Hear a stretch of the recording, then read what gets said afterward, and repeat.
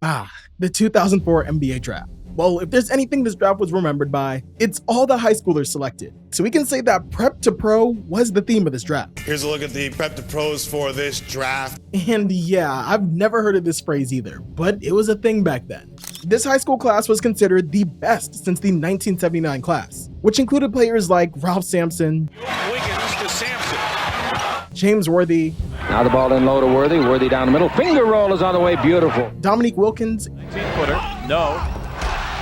and Isaiah Thomas. Silver Armstrong hits that one. In retrospect, I can see why it was compared to the 1979 class. I mean, Dwight Howard was considered a future Hall of Famer, Sean Livingston was getting compared to Magic Johnson and Penny Hardaway, and Sebastian Telfair, well, for one, there was this, and he had Jay-Z and Derek Jeter attending his high school games. Yeah, the hype was real. So the question is, did these players live up to the hype? And can they actually be compared to the 1979 class? Well, by the end of this video, we'll have an answer for that. From some of the best role players in league history to future stars whose careers changed overnight. Here's what actually happened to every player from the 2004 draft. The Orlando Magic select Dwight Howard from Southwest Christian Academy. The Orlando Magic reached its peak in the 90s with Shaq and Penny. And by the mid-2000s, those days were long gone. They had Tracy McGrady, a genuine superstar on the roster, but the rest of the team was in shambles. Grant Hill was there, but spent most of his time injured. In 2004, they hit rock bottom, winning only 21 games. McGrady asked for a trade in the offseason, and things were looking grim. And with T-Mac traded to Houston, the Magic needed a miracle. Well, in Atlanta, high school senior Dwight Howard was dominating, with 25 points, 18 boards, 8 blocks, and 3 assists per game. He was collecting all of these awards like it was nothing. Still, picking a high schooler was a gamble. LeBron was the only recent player ready for the NBA immediately, while stars like KG, Kobe, and T-Mac needed years to develop. Still, the Magic gambled and took Dwight at number 1. Summing up Dwight Howard's career in a few minutes is gonna be tough, but here we go. Howard played as a power forward in his first year, avoiding much post-up play and lacking the strength needed to battle guys like Shaq and Ben Wallace. He still became the youngest player to average a double-double, and the Magic won 15 more games that season. In his first 2 years, Howard added more than 20 pounds of muscle, and by his third season, he was an all-star, an all-NBA player, and one of the best defenders in the league. With Howard, the Magic won their first playoff series win since the 90s, had 4 consecutive 50-win seasons, and made their second NBA Finals appearance. While Howard individually was great, Orlando as a team was a different story. Players and coaches were accusing him of not being a leader. Team chemistry deteriorated. He even got Stan Van Gundy fired, and later did an interview with him pretending that he didn't do it. We have to stop Carmelo Anthony and the New York Knicks tonight. And the New York Knicks. That's exactly That's right. the plan, right? That is the plan. Dwight, are the stories true about? Come on, man. Yeah, the stories from Dave Ping are true. Dwight asked for a trade and then pedaled back, and then asked for a trade again. On August 10th, 2012, the Magic sent Howard to the Lakers, and things continued going downhill. Dwight aged and injuries took its toll on him. Steph, KD, and Harden were revolutionizing offenses, making traditional centers like Howard just role players. Yet with all that happening, Dwight refused to adjust his play style. So after LA, Dwight went to Houston, where he argued more with James Harden. Then after that, he officially became a journeyman, with a reputation of being a diva. With no teams calling, it seemed like he was out of the NBA. But he got back into shape and changed his attitude about being a role player. You know, I just hate that people think that it's bad to have a role. Like, everybody wants to be the main person, so nobody's okay with just doing what they need to do to get the job done. They want to be the guy that gets all the praise and all that stuff, instead of just understanding that everybody has a purpose. In 2019, he rejoined the Lakers, helping them in the playoffs by guarding Jokic in the Western Conference Finals and making timely stops. He won his first and only chip in the bubble. He spent 2 more years in the NBA playing limited minutes, but after that, the phone stopped ringing. So he went to Taiwan. He also kept on trolling his former teammates. And at the time of this recording, he's still at it. And the less we talk about preferences and the case surrounding it, the better. So is Dwight underrated, overrated, or rated just right? To start, some underestimate him, noting he played in the era with weak competition at the center. And others overrate him, believing he would dominate today's center, a view Dwight also shares. The truth is, there is no truth. It's in between. He's undoubtedly a top 100 player, a first ballot Hall of Famer, and one of the best defensive centers ever. But I get this feeling that Dwight Howard's career could have been better than what it actually was. The NBA's 30th and newest team, the Charlotte Bobcats, select Emeka Okafor from the University of Connecticut. The second pick belonged to the Charlotte Bobcats, a brand new franchise created so Charlotte could have a team after the Hornets moved to New Orleans in 2002. The league holds an expansion draft whenever a new team is introduced. The Bobcats selected players like Jared Wallace, Jason Capono, and passing on former All-Stars like Antoine Walker, Allen Houston, and Antonio Davis, which mostly had to do with the expansion rules. The Bobcats could only spend 66% of the salary cap in the first year of operation, so instead they focused on the draft. Emeka Okafor was a 6'10", 260-pound UConn center who, alongside Ben Gordon, just helped the Huskies win an NCAA title. Considered the best defensive player in college basketball, he drew comparisons to Bill Russell. But seeing how guys like Greg Oden, Nerlens Noel, and Jahlil Okafor all got those comparisons, it doesn't mean much. Except that NBA scouts are really bad at finding the next Bill Russell. Emeka was UConn's defensive anchor with outstanding rebounding and shot blocking. His athleticism suggested potential to be good on both ends of the court. While Howard was the more exciting prospect, Emeka looked like a game changer. So when Howard went first, the Bobcats quickly picked him up second. In his first year, he averaged 15 points and 11 rebounds with 19 straight double-doubles. Despite the Bobcats' poor record, Emeka won Rookie of the Year. The 2006 season started on the right foot. Emeka added 20 pounds of muscle during the summer, Bill Simmons had him as the 16th most valuable trade asset in the league, and he was ready to become a franchise guy. But an ankle injury caused him to play only 26 games that season. While he averaged a double-double for 5 consecutive seasons in Charlotte, by the end of the rookie contract, it was clear that he wasn't the franchise player the Bobcats were looking for. So with that being said, they traded him to New Orleans for Tyson Chandler. There, Okafor averaged 10 points, 9 rebounds, and 1.5 blocks over 3 seasons.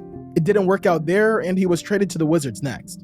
In Washington, he was diagnosed with a herniated disc in his neck. The condition could lead to chronic pain and even paralysis. And unfortunately, it ended up sidelining him for 5 years. In 2018, he attempted a comeback, playing in preseason games for the 76ers before signing with the New Orleans Pelicans to fill in for the injured DeMarcus Cousins. Even though he earned a starting position, his stats were far from his prime. Okafor's last NBA game was in the 2018 playoffs against the Trailblazers. He then played briefly in Korea before retiring. Despite the lack of playoff success, Emeka played for 10 years, maintained a starting role, and nearly averaged a double-double, and got an Olympic medal. It's bronze and not gold like we're used to, but you get the point. Emeka's career was seriously derailed by injuries. Had he not had such career-altering injuries, while I don't think he would have been a superstar, his legacy in the NBA would be a lot different than what it is now. However, ask any UConn fan, and they'll certify him as a college legend, similar to the players selected after him.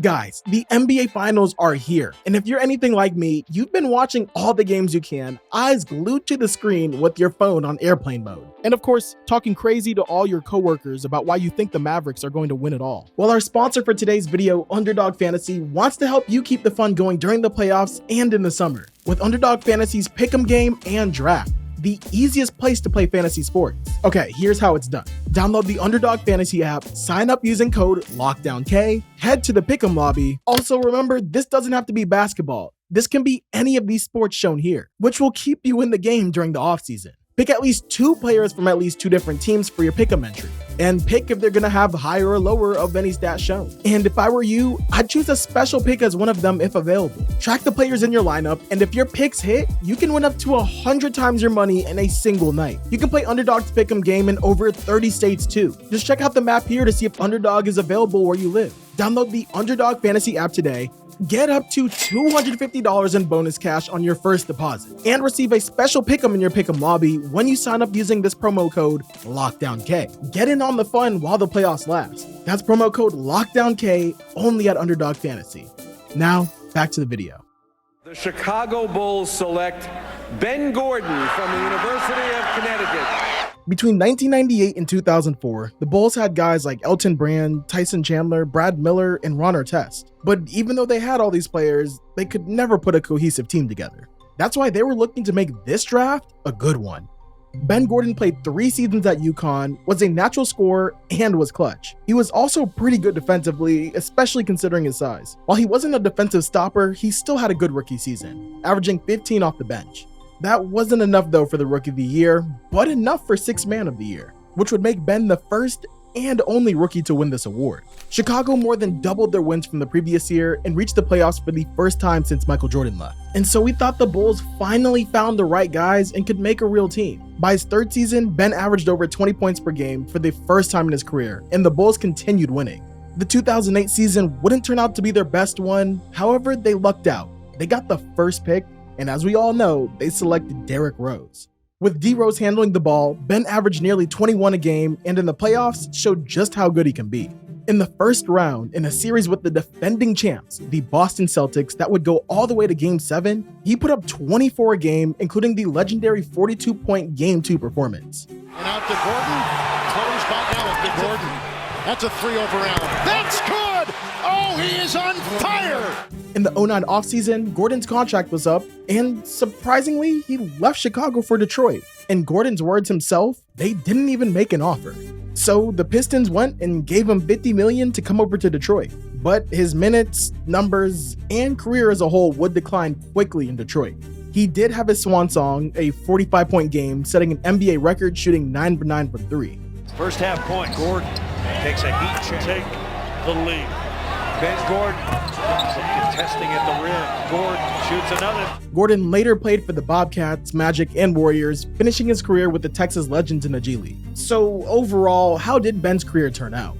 I mean, he won in college with one of the biggest schools, then he left a mark on one of the most recognizable franchises of all time, and broke a few records on the way. So I'd say Ben did good. However, after he was done, is actually where things went south.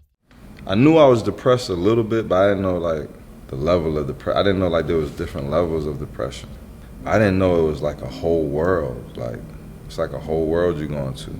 What I realized is I was like literally trapped in one of my own thoughts. So like there's no time, there's no space. In a Players Tribune essay entitled "Where Is My Mind?", he revealed that he's been battling anxiety, depression, and suicidal thoughts ever since leaving basketball. He was then diagnosed with bipolar disorder, and he continues to struggle with it to this day. Through the years, he's been arrested multiple times for various incidents.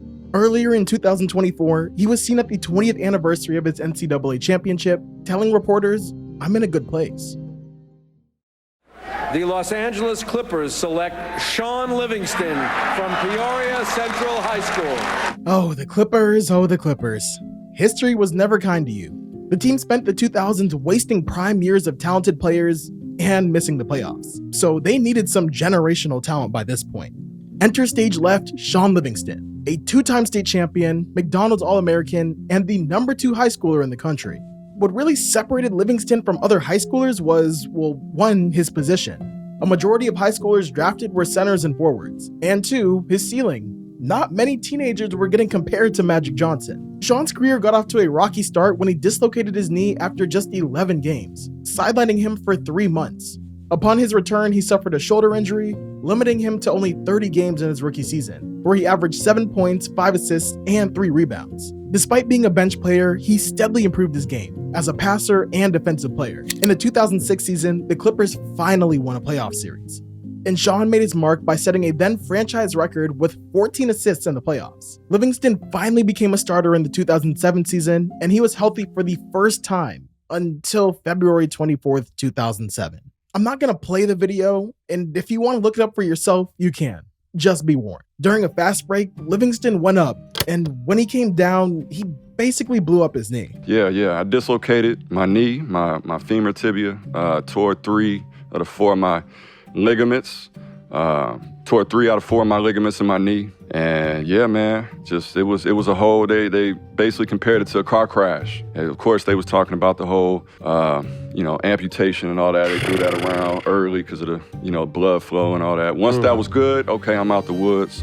Livingston missed the rest of that year and the entire next season rehabilitating. He even had to relearn how to walk. By the time he was slowly getting back on the court, his rookie contract was up and the Clippers weren't ready to offer any extension. The Miami Heat gave him an opportunity, but it only lasted 4 games. Livingston bounced from team to team for the next 6 seasons. In 2011, he played over 70 games a night for the first time in his career, and by 2014, he was logging over 25 minutes per night. And in the summer of 2014, Livingston signed with the young Golden State team, a move that would redefine his legacy. He became a key bench player, known for hitting crucial shots and orchestrating the offense while the starters rested. With the Warriors, he even won 3 rings in 5 seasons, reaching the finals each year. Though he lost some athleticism, Livingston developed one of the deadliest mid-range games in the league. Matchups when it comes to the postseason. Has not played much. Nixon putting moves on Clark and shoots over him. He got so good, it even became a meme. Just look at what pops up when you try Googling it. In reality, his mid-range numbers were nuts. In the 2019 playoffs, he made around 63% of all his shots between 0 and 9 feet away from the rim.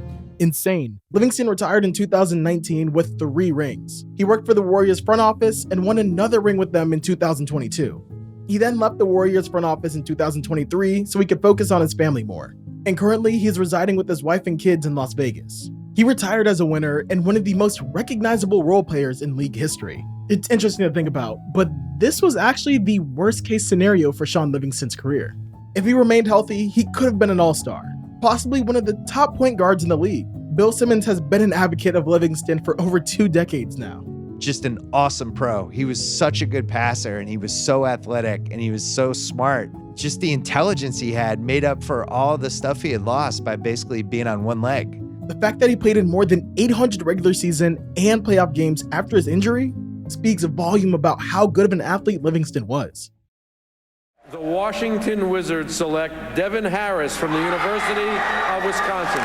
Led by Dirk and Nash, the Mavs consistently won 50 to 60 games. However, the Western Conference was tough. In a win-now move, they traded Antoine Jamison, their 3rd best shooter and 6th man of the year, to the Wizards for Jerry Stackhouse, Christian Laettner's contract, and a 1st-round pick. They hoped Devin Harris, mentored by Nash, would be a long-term point guard.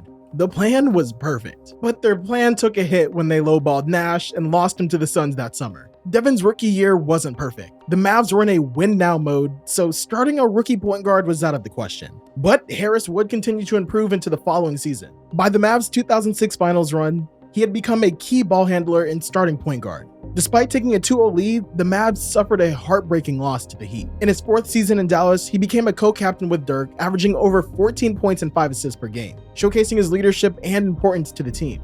Devin was then traded in 2008 to New Jersey as one of the key pieces in the Jason Kidd trade. During 3.5 seasons with the Nets, Harris would play some of the best basketball of his life.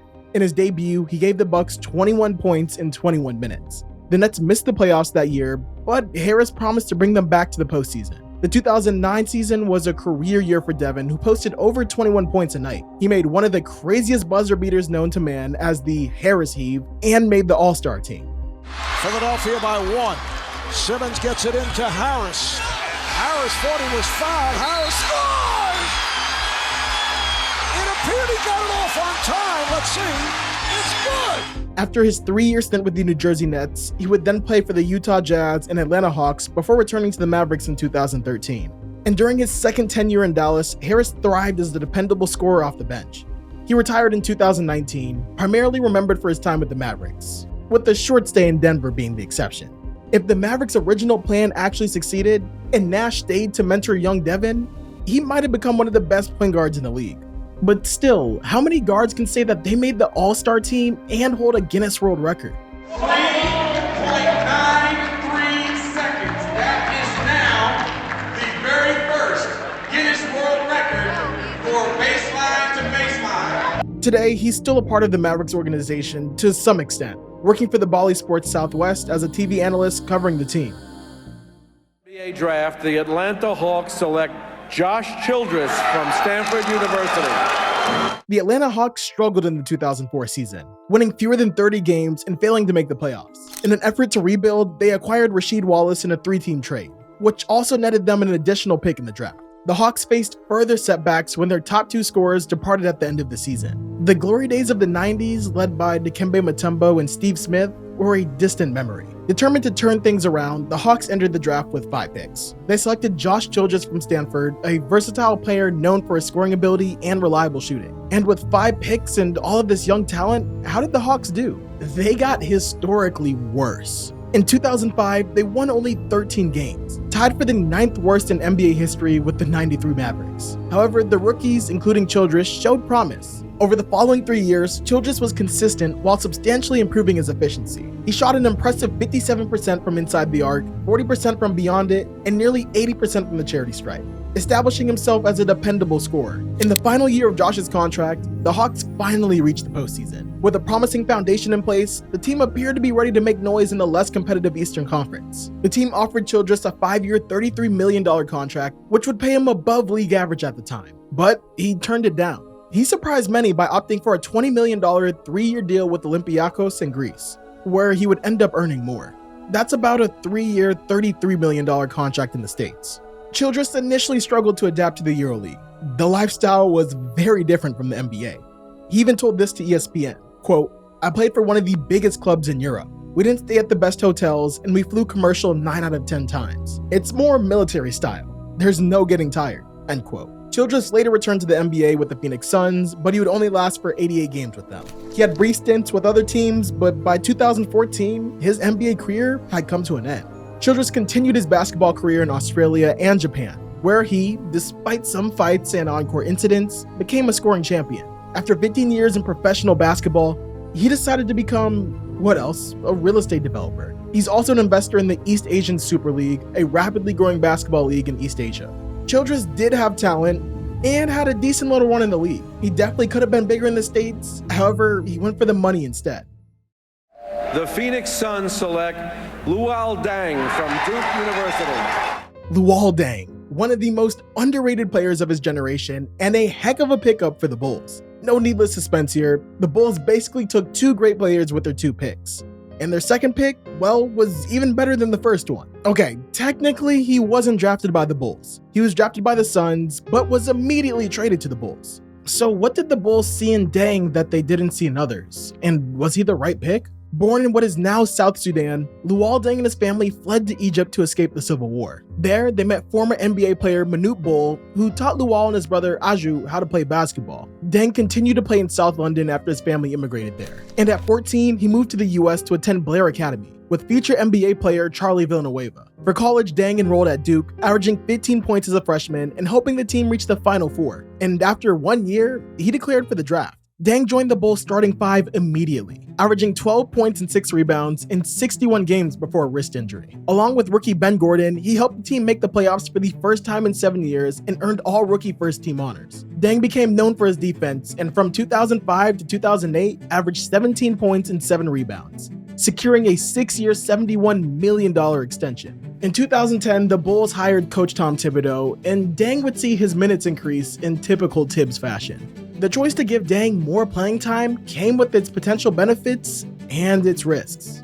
Deng would play 38 minutes a game and lead the league in minutes played twice. He would also make 2 All-Star teams in those years. Deng's hard work, aka Thibodeau playing him to death, took a toll on his body. In 2013, he missed the last 7 games of the playoffs due to complications from a spinal tap procedure. The procedure caused spinal fluid to leak from his body. Deng lost 15 pounds and nearly his life in the days following the procedure. Next year, he was traded to the Cavs.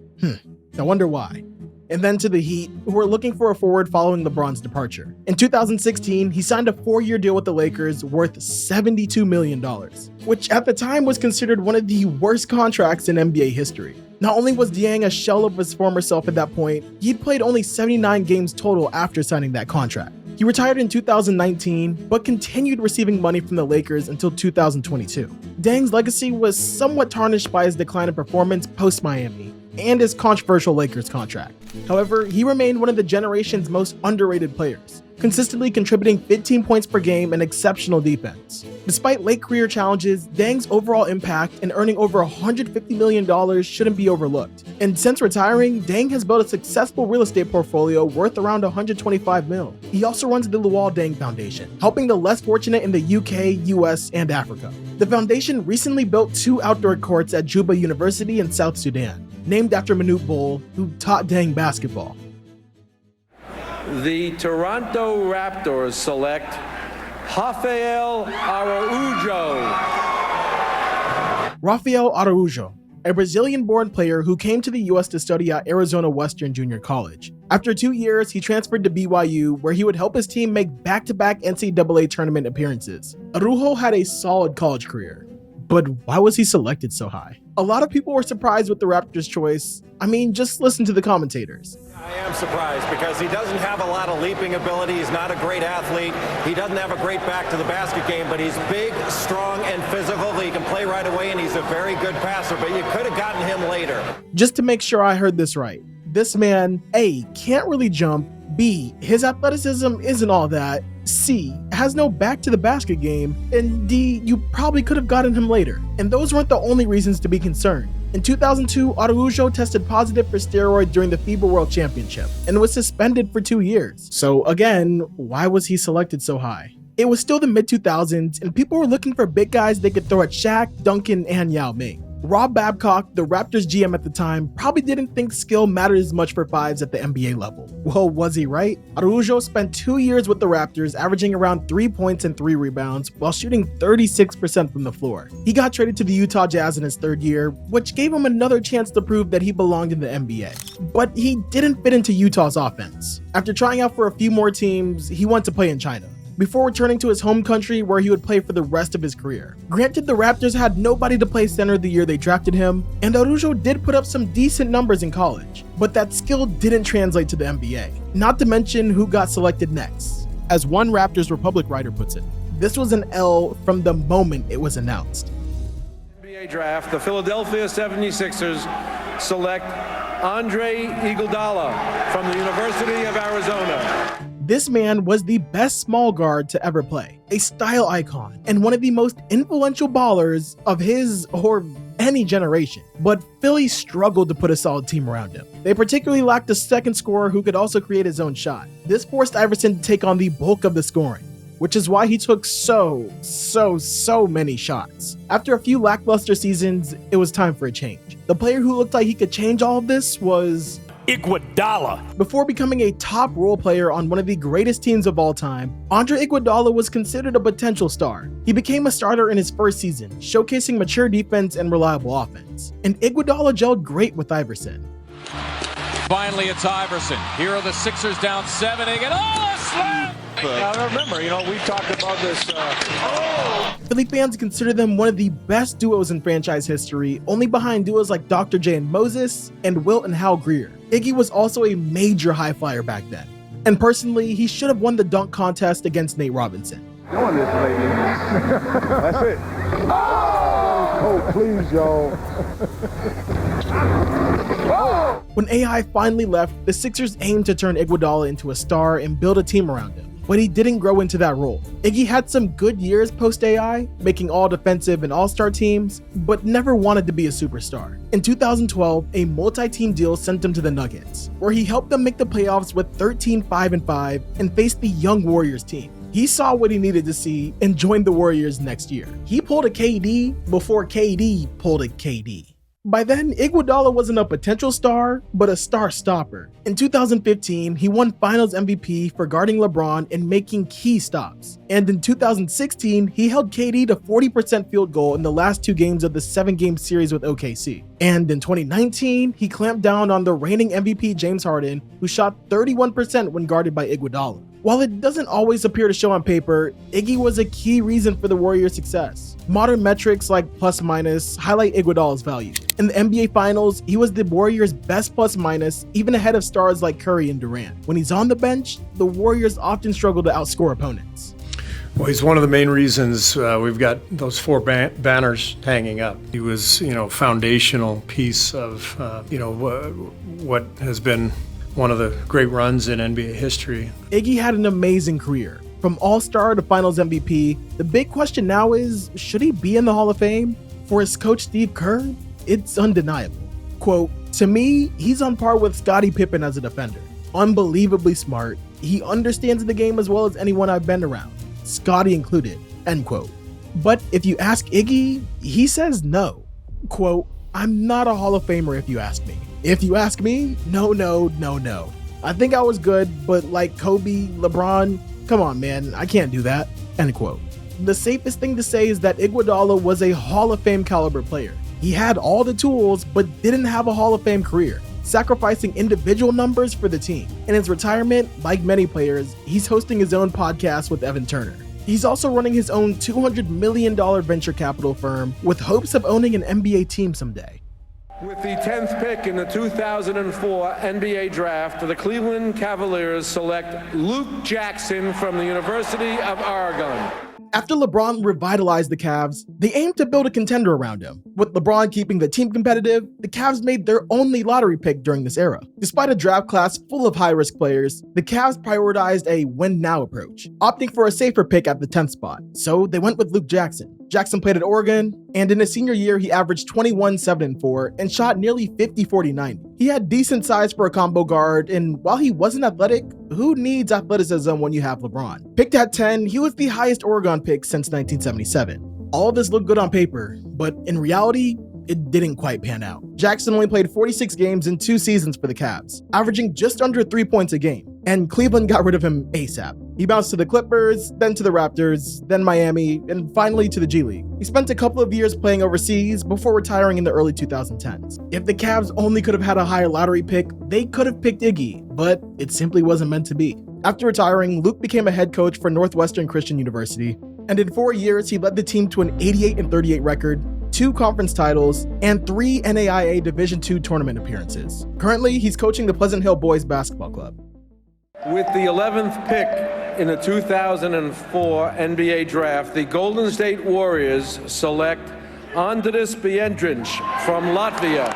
During this time, Golden State had promising players like Antoine Jamison, Jason Richardson, and Gilbert Arenas in 2003. However, next year, they lost most of their core, so they turned to the draft and to Europe. Drafted 11th overall, Biedrins became the first Latvian player selected in the NBA. He made his NBA debut at 18 years and 217 days old, ranking among the 10 youngest players in league history. His rookie season saw modest averages of like 3.5 points, 4 rebounds, and 3 fouls in only 13 minutes per game. However, under coach Don Nelson, his game flourished. By 2007, he was averaging a near double-double and ranked top 10 in rebounding and field goal percentage. The following season, he secured a lucrative $54 million contract with the Warriors, but was plagued by back and groin injuries. Worse yet, Don Nelson started questioning everything from his passion to skill in the media, which didn't really boost the kid's confidence. His minutes slowly diminished, and by 2012, well, he was out of the league. Could he have done better? Sure. Could he have developed better? Yeah. Andris was also a good rebounder, solid defender, and a passionate player. He played with a lot of heart, compensating for any lack of skill. However, 3 things held him back from having a better career. 1, constant foul trouble. The man averaged over 3 fouls a game for his career. 2, horrible free throws. In his last 5 seasons, he shot 20 for 84 from the line. 3, confidence. After suffering injuries, he stopped taking a lot of shots and giving an effort. The Seattle Supersonics select Robert Swift. The first full season with Ray Allen saw them win 37 games and miss the playoffs. The Sonics needed to strengthen multiple positions, and they wanted to start with the center. Robert Swift, a lanky 7-footer from California, excelled in high school, averaging 19 points, 16 rebounds, and 6 blocks per game, earning McDonald's All-American honors. Despite committing to USC, he was projected as a lottery pick. Seattle, intrigued by his potential, selected him 12th overall. You know, when I was 17, 18, my whole goal was to reach the NBA.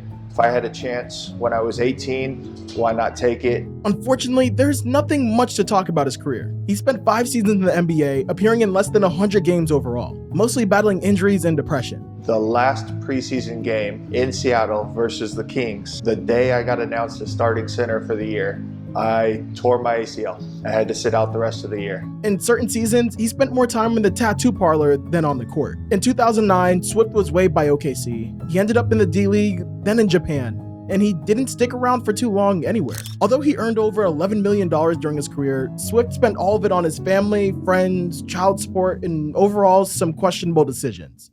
In 2013, he was evicted from his $1 million home. In 2014, he was arrested in a drug raid. Another arrest the next year resulted in a 28-day jail sentence. He had reached his lowest point. In jail, he rediscovered his faith, decided to get clean, and get back to basketball. Chris Ballard wrote a huge story about him in Sports Illustrated in 2016, which is where I learned most of this. Robert managed to return to professional basketball with some help from his former agent, who saw the Sports Illustrated article. He played for Círculo Gijón, a low-league team in Spain, from 2018 to 2021. For people that are struggling and need motivation, the one quote that got me through a lot was, after I decided to come back and play, was most people give up because they see how far they have to go, but they forget how far they've already come. No matter how compelling Robert's story is, I can't lie. He definitely wasn't a good choice at this position. If the Sonics scouting team was any better, they would have simply selected Al Jefferson, who went with the 15th pick just a few minutes later. With the 13th pick in the 2004 NBA draft, the Portland Trail Blazers select Sebastian Telfair from Lincoln High School. While some high school players have a layer of mystique around them, others are very hyped up.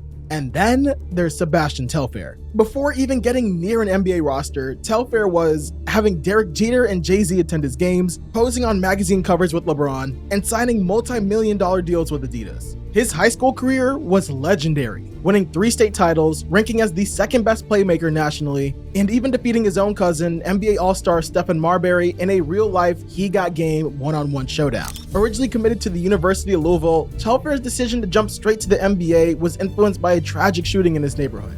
The Portland Trail Blazers, amidst a rebranding effort away from their troubled Jailblazers era, saw Telfair as a potential addition to their young and talented roster, which already featured Zach Randolph. In his rookie season, Sebastian Telfair showed promise, averaging 7 points and 3 assists, eventually earning a starting spot. However, team success eluded him as the Blazers finished with only 27 wins, the worst record in 30 years. The following season, Telfair continued as a starter, but his numbers remained below average, particularly in free throw shooting. With limited perimeter shooting, he relied heavily on driving to the rim, despite his small size for an NBA point guard.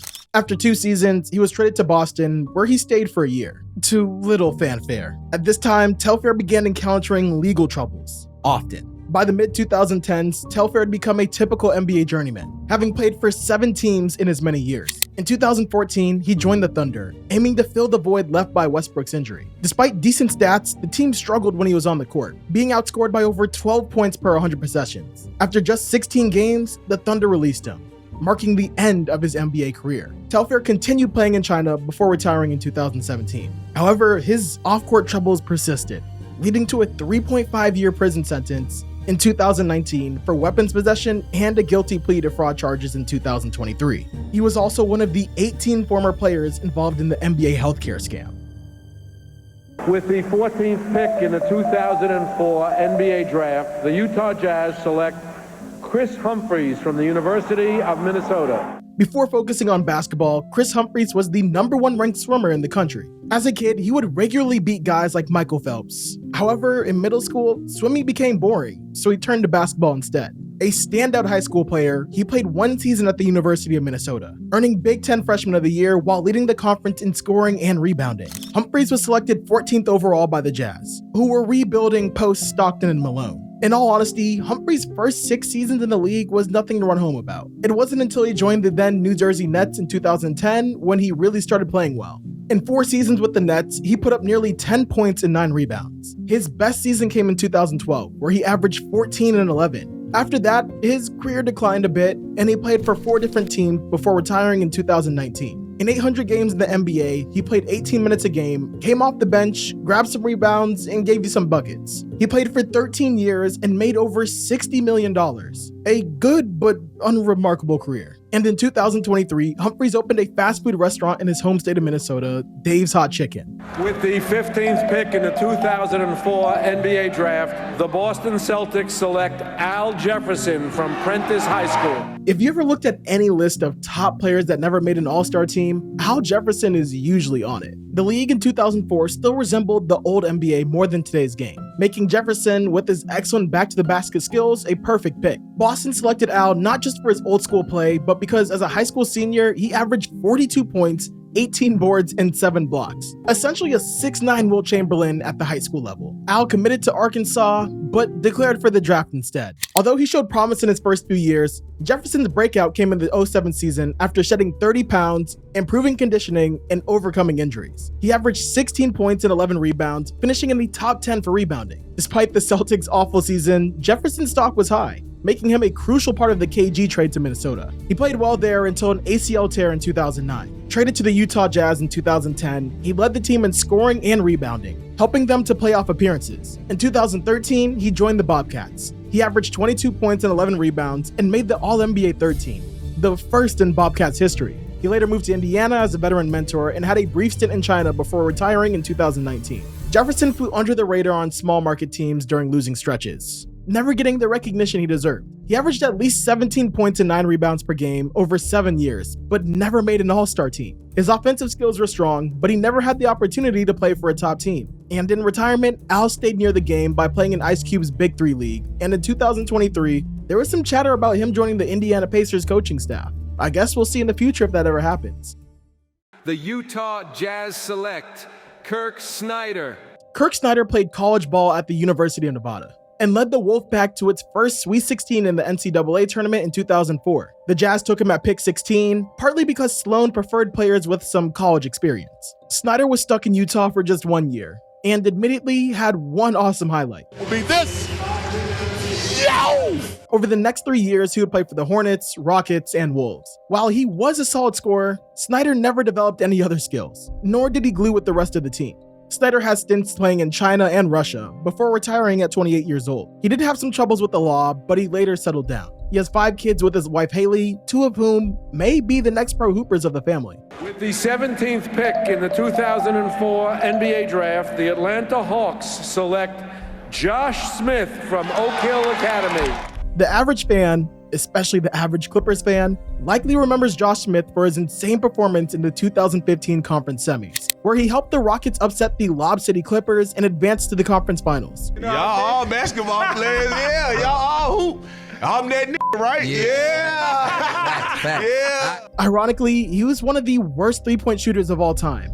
But let's not get ahead of ourselves. Following this year's biggest theme, the Atlanta Hawks went with a talented high schooler from Georgia, Josh Smith. He played AAU ball with Dwight Howard and went to Oak Hill Academy for his senior year, teaming up with Rajon Rondo. The team went 38-0, and Smith averaged 22 points, 8 boards, 6 blocks, and 3 steals. He was a versatile 6'8" freak of nature who could jump over the backboard and do a little bit of everything. Although projected as a top 10 pick, he fell to 17. Beyond his athleticism, Josh had good handles for a 6'9" power forward, using them on fast breaks and in the half court. His game, similar to LeBron's, relied on size and strength to score at will. He was also an underrated playmaker, averaging around 3 assists with Atlanta, before the era of small ball power forwards like Draymond Green. For the 17th pick, Josh Smith exceeded expectations. From 2007 to 2017, Josh Smith was one of the league's top power forwards and defenders, averaging 17 points, 8 boards, 3 assists, 2 blocks, and 1.5 steals. His main issue, though, was shooting. Throughout his career, he regularly attempted 2 to 3 threes a game while shooting well below 30%. He was in the tier with Barkley and Westbrook,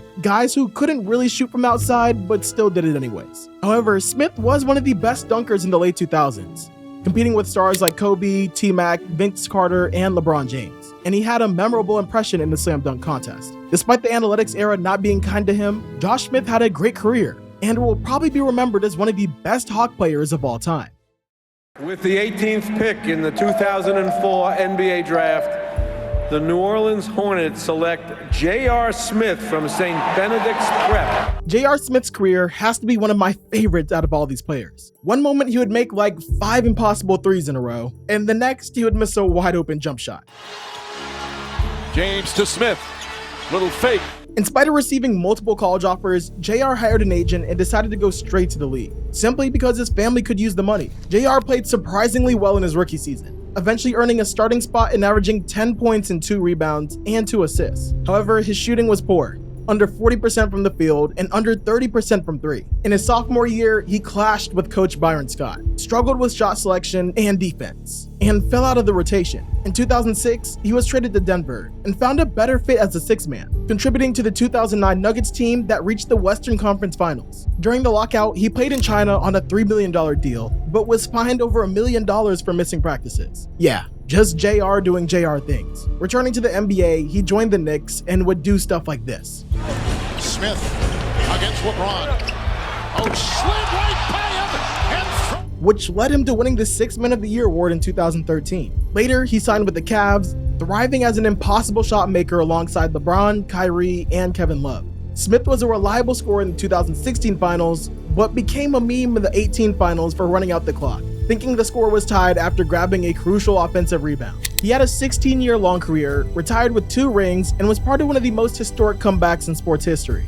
And if you're looking for him nowadays, he's playing golf for the North Carolina A&T State University to 1, finish his degree, and 2, show that he's more than just a basketball player. With the 19th pick in the 2004 NBA Draft, the Miami Heat select Dorell Wright from South Kent Prep. Miami was entering the 17th season with one of the most dominating players on the planet, Shaq. That's why they could afford to pick a prospect with a high ceiling. Wright, ranked 12th in the country by Rivals.com, committed to DePaul before entering the draft pool. Although it took 2 seasons for Wright to see significant playing time, he won a ring with Miami in 2006. He stayed with the Heat until signing with the Warriors in 2010. Wright had a standout season in the 2011 season, setting many franchise three-point records. And he finished 3rd with the Most Improved Player of the award race. And after stints with the Sixers and Blazers, Wright continued his career in Europe, retiring in 2020 after playing with Bosnia. And his younger brother DeLon is currently playing for the Miami Heat. With the 20th pick in the 2004 NBA Draft, the Denver Nuggets select Jameer Nelson from St. Joseph's University. Jameer Nelson's legend began in Chester, Pennsylvania, where he excelled on the 7th Street courts and for Chester High School. He continued his success at St. Joseph's University, becoming National Freshman of the Year. Despite concerns about his height, he returned to college, where he was named National College Player of the Year and featured on a Sports Illustrated cover. And with all of that, Nelson slipped to the 20th pick, selected by Denver before being traded to the Magic, who didn't mind developing young players. Nelson began his rookie season as a backup to Steve Francis, but quickly transitioned to the starting point guard role. He earned a spot on the all-rookie second team and became a permanent starter after Francis was traded in 2006. Jameer played a key role in multiple playoff runs for the Magic, including a significant postseason run in 2008. The following year was his best statistically, earning him his first All-Star selection despite missing the game due to injury. Although he performed well in the playoffs, injuries hampered his contributions in the finals. As the Magic's fortunes declined, Nelson remained with the team until 2014, before becoming a journeyman in the latter part of his career. He retired in 2018 after playing 14 seasons and 878 games in the NBA. Nelson has transitioned into a front office role with the Sixers this year, serving as the general manager of their G League affiliate, the Delaware Bluecoats. His son, Jameer Nelson Jr., has shown promise as a college player, and it remains to be seen if he'll follow his father's footsteps to the NBA. The Dallas Mavericks select Pavel Podkolzin. We've come to the Russian section of the draft. Pavel Podkolzin was a 7'5" Russian center who started playing professionally just a few years before the draft. He originally declared for the 2003 draft, but withdrew due to acromegaly, a condition that causes certain body parts, usually hands and feet, to grow larger. He would end up being selected by the Mavs, but he appeared in only 6 games in over 2 seasons, and played in Europe until 2019. The Memphis Grizzlies select Victor Kriapa. Drafted by the Nets, Victor Kriapa never played for them, moving on to the Trailblazers and then the Bulls. And frustrated with his NBA playing time, he returned to CSKA Moscow in 2008. Kriapa excelled internationally, winning gold at Eurobasket 2007 and bronze at Eurobasket 2011 and the 2012 Olympics. With CSKA Moscow, he won several championships and was named to all EuroLeague teams. The Portland Trailblazers select Sergei Monya. Sergei Monya, a 6'7" Russian forward, played 26 games for the Portland Trailblazers before moving to the Kings briefly. He then left the NBA for good. Monya found success with Russian clubs, winning the Euro Cup championship with Yimki in 2012. He also represented Russia in the international competitions like Eurobasket and the Olympics. With the 24th pick in the 2004 NBA Draft, the Boston Celtics select Delonte West from St. Joseph's University. Delonte West was a talented college player, averaging 19 points and 7 assists per game at St. Joseph's University alongside Jameer Nelson. Despite a slow start in the NBA, he found his footing in his sophomore season, with solid contributions averaging 12 points, 4 rebounds, and 4 assists. West played a significant role for the Cavaliers during their finals appearance, although the team's overall performance was lackluster. Following stints with various teams, including the Celtics and Mavericks, West faced personal challenges, including legal issues and periods of homelessness. Diagnosed with bipolar disorder in 2008, he encountered significant difficulties, leading to publicized incidents and struggles with mental health. With the 25th pick in the 2004 NBA Draft, the Boston Celtics select Tony Allen from Oklahoma State University. With the next pick, Boston took one of the most feared defenders of the 21st century, Tony Allen. There are two sides to Tony. On one side, he could never shoot, was never much of a ball handler, and didn't really have a position. On the other hand, when Kobe says this about you, Kobe, toughest defender for you. Tony Allen, that's easy. And gifts you shoes with this written on it, you know you're a bad man. Interestingly enough, Tony didn't come to the league as the defensive stopper. When Boston drafted him, he was known more as a scorer. As a senior in 2004, he led Oklahoma State in scoring with 16 points, received the Big 12 Player of the Year, and became the first player in Cowboys history to score over 1,000 points in just 2 seasons. In 2007, he tore his ACL after a botched dunk attempt. After the whistle. And Tony was developing into a pretty good starter. In 10 games leading up to the injury, he was averaging 19 points, 5 rebounds, 3 assists, and 3 steals. As he was recovering from the injury, Tony Allen started working on his defensive skills. After the Big Three formed, the Celtics became a great defensive unit. During practice, Paul Pierce would say to Tony, "If you can guard me in practice every day, you can guard just about anybody." After winning a championship with the Celtics, Tony stayed until 2010, before signing with the Grizzlies, where he truly hit his stride and made his mark. Well, you know, this is a blue-collar town, man. You got to work for everything you get up here, man. And that's the mode that I was in. Said it's all hard. Grit, grind. He spent the best years of his career there as part of the Core Four, with Conley, Gasol, and Zebo. During the grit and grind era, Memphis would regularly win over 50 games and finish top of the West. The era would culminate in 2013 with an appearance in the conference finals. And in 2018, Tony Allen retired as a 6-time All-Defensive Team member, and alongside Kawhi, the best perimeter defender of the modern era. In May 2024, it was revealed that the Grizzlies would finally retire Allen's jersey. The Sacramento Kings select Kevin Martin. Despite averaging less than 3 points in his rookie year, Kevin Martin would become a monster. The guy known as the skinny kid with the funky shot would blossom into one of the best scorers of the late 2000s. Between 2006 and 2015, he averaged over 20 points, was a top 3-point shooter, and excelled at drawing fouls. The league even introduced the Kevin rule, named after him and KD, to prevent cheap foul drawing. Unfortunately, Martin played on struggling teams like Sacramento and Minnesota, so he was never selected as an all-star. Martin played on some solid teams late in his career. He was a key contributor off the bench for OKC in the 2013 playoffs, and joining the Spurs at the end of his career didn't pan out due to his declining performance and mismatched playing style. After retiring, he would run the Kevin Martin Youth Foundation that would help kids develop talents on and off the sporting field. He's also a majority owner of the Brisbane Bullets, an Australian basketball team. And lastly, he's a pretty big real estate developer who's developed over $100 million in projects to date. Pretty good for a skinny kid selected at 26. With the 27th pick in the 2004 NBA draft, the Los Angeles Lakers select Sasha Vujacic from Slovenia. Drafted 27th overall, Vujacic honed his skills, gaining recognition for his 3-point shooting and perimeter defense. His standout moment came in Game 7 of the 2010 NBA Finals, where his clutch free throws helped secure a Lakers victory against the Boston Celtics. Throughout his NBA career, he also played for the Nets, Clippers, and Knicks, with modest but impactful averages of 5 points, 2 rebounds, and 1 assist per game. Post-NBA, Vujacic continued in Europe, representing teams like FS and Baskonia. And despite what this clip shows you, he had a pretty good relationship with Kobe. What is Sasha up to now? Vujacic is now running his family's winery, S&G Estates Alexander Wines in California.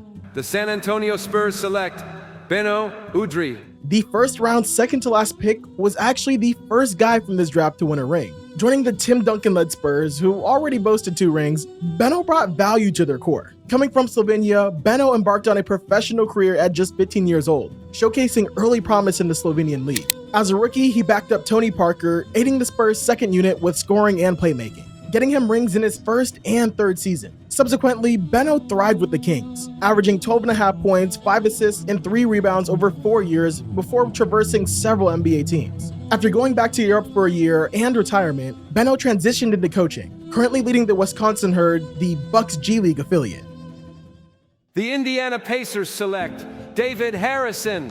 David Harrison, selected in the draft after a successful college career at the University of Colorado at Boulder, which showcased his shot blocking skills. He started 14 games in his rookie season with the Pacers before injuries. And after 4 seasons with the Pacers, he pursued opportunities in China, the NBA D-League, and briefly with the Dallas Mavericks Summer League team. With the 30th pick in the 2004 NBA draft, the Orlando Magic select Anderson Varejão from Brazil.